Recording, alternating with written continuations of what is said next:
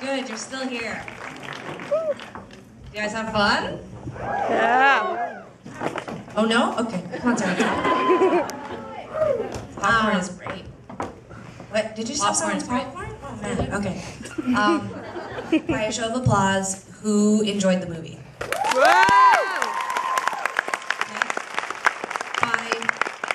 By a show of applause, I mean it's Sunday, so it's totally okay. Don't feel upset. Did anyone drift off maybe a little bit a few times? Nobody. Oh wow. Nick, get them out. I actually went to see. Do you know the comedian Louis C.K. is? Yeah. Yes. I went to see him perform in New York a couple nights ago, and I was at the Late Show at 10 o'clock, and everyone was just like stoked. It was like big time bro crowd, and everyone in front of me was just pounding drinks in between it was like 2 shows, so they, like we were drinking, and then they got into their seats and they were like, ah! And like within 10 minutes, totally sleeping. I was laughing so hard, and just one guy, his whole neck was just like, just totally sleeping. I hope that wasn't, he didn't like sell his body to the night for tickets. No one? Okay. Let's take some questions. Vague police reference? No? Doesn't matter. Okay, so we're here to do the Q&A. So we're gonna slam these puppies out because we got a tight turnover here. So we're gonna do it. Who's got a question? Okay, you in the white. Why do you pick Austin as your first city, and what's your favorite thing about Austin? Terrific question.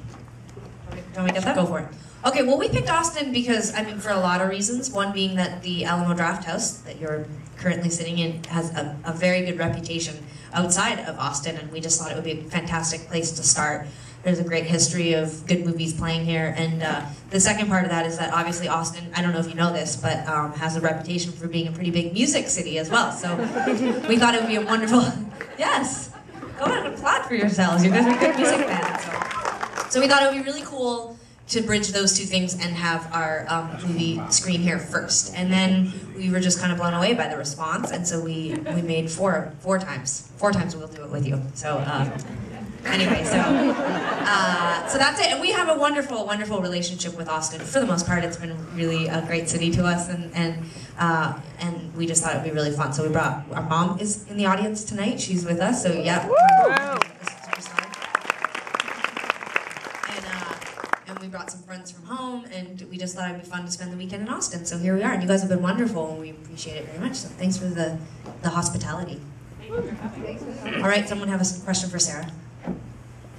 I have a question. Oh, okay, sure. Then you should definitely. While you guys were filming, is there anything that you did not want the fans to see? Okay. So the question came back is, did we do anything that was scandalous or inappropriate that we had to cut out? Generally, that's kind of what you're asking. Yeah. Not really. Okay. The truth is that there was the scene that you see where we're rehearsing and we get into kind of a little fight.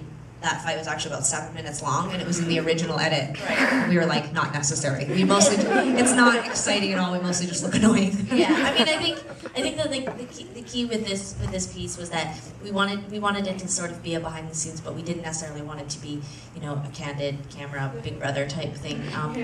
I think it was our attempt to do something a little bit more professional and a little bit it's something that wouldn't necessarily be. It's not that we didn't want it to just be for fans, but we wanted it to be, if someone were to watch it that didn't maybe know our band, we didn't want it to sort of seem like, we filmed this with my video camera. We wanted it to seem like there was some thought in the story and the narrative that we had sort of put some time into it.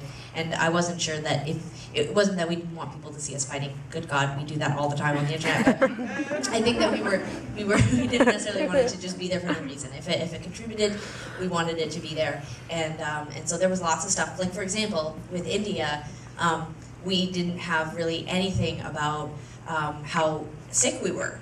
We were, Tegan and I nearly died. That doesn't even feel like an exaggeration.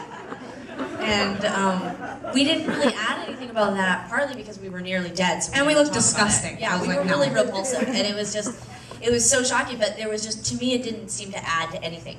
To talk too much about it. Like, there's a little funny quip that Tegan says about getting belly or stomach virus or whatever, and that seemed adequate. We didn't want it to be too much about how ill we were. But but that could have totally been the way that the story went, and we didn't think it was totally, we thought it was better just to do what we did. So, so yeah, there was nothing too scandalous. The honest truth is that probably in our entire lives, there isn't a ton that we would hide from you besides the boring, obvious, normal majority of what we do every day, which is the parts that we cut out so you think we're interesting and fun. If you just saw what we really did, you'd probably be like, really? Great movie. Really fucking liked it. You know? Okay, thanks for Thank you. Okay, maybe someone at the back. Okay, back row, your hand is so straight. Yes. I mean, you're not straight, I'm sorry. That's You might be straight. Don't. yeah, it was very erect.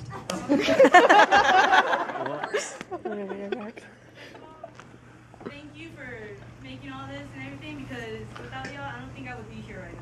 Oh man, thank you very much. That's sweet. And first, my question is, do y'all ever consider doing a show in San Antonio? Woo! Yeah. We will now. Love you. Oh, thanks. That's it, huh? Okay, very polite, very short. A suggestion. Yeah, I like it. Yeah, you in the blue right there. Hi. Hi there. My question was, going back to your demos through the high school, when you, I know you shared them, what kind of reaction did you get from your peers, your family, the people you were writing the songs about, like Celebration, Days and Days? Okay, so the question is about our demos that we did when we were in high school. For those that are not aware, Sarah and I started playing music in high school together, and we had a band called Plunk, and the band was as good as the name, so... And we started out originally with an acoustic guitar and an electric guitar, and mostly what we did, and my mom will verify this, but mostly what we did was just scream hysterically into an old microphone and drive everyone in the neighborhood and my parents crazy. There was not a lot of potential at the beginning, but a few songs started to come out that people liked, and we got encouraged. We asked about our friends and what they thought of songs. They loved them, and they encouraged us. And we started tracking, demos at home. We would record on this little ghetto blaster. Sarah would be my engineer and would press record for me, and I would sing into this ghetto blaster, and then Sarah would sing. And then it evolved. Our next step was that Sarah would sing along with me while I was singing, and then add guitars. And over the years, we kept putting out tapes, and then we started to play with people in our community and have gigs, and then that was when we did those tapes you're speaking about, like Celebration, painting songs, those kind of. Right, that's what the song's called, painting songs? It's a Sarah song, I don't want to get it wrong, so it's very popular. It's 15 years ago, it's not a big deal. Yeah, but when we put those songs out, Can't that was... beat it. Can't beat it. People really love those songs, I know. You keep trying, Sarah, and you'll be I painting know. songs. It's like, But when we put that demo out specifically that you're talking about, that was when, people outside of our friends and family were like, oh, these are actually kind of cool, you should pursue this. So, and that's how we got our start. So to answer your real question, what kind of feedback we got good feedback. That's why we're still here 15 years later. We're really insecure. So if people have been not feeling it, we wouldn't have been like, I will make it. We would have been like, let's do something else. Just go. all right, another question. How about on the side here? Hi. Hi. We know that you're written a lot about in the media and that you talk about those receptions, but I wondered about how you feel about being written about academically, like in the field of feminism and women and gender studies and even queer studies. Well, the truth is that we talked a lot about this last night. It's not in any way about not liking that people care about us or write about us or that we don't find it interesting. But there is a sort of a necessary... At some point, we stopped reading about it because you sort of fall into this kind of negative feedback loop. Even if it's positive feedback or whatever, it's one shouldn't hear too much from strangers about how they are perceived. It's not healthy.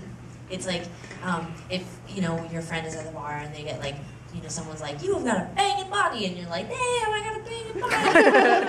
That's fine. But if that's the only way that you learn to assign value to who you are, it can be when it's coming from other people or strangers or whatever, it can be sort of unhealthy. So even though we're public figures and it's important, I think, to get criticism and critique from our peers and from journalists and from academics, we haven't really indulged in that very much. We sort of I know for myself, I'll dip in every once in a while and just read something.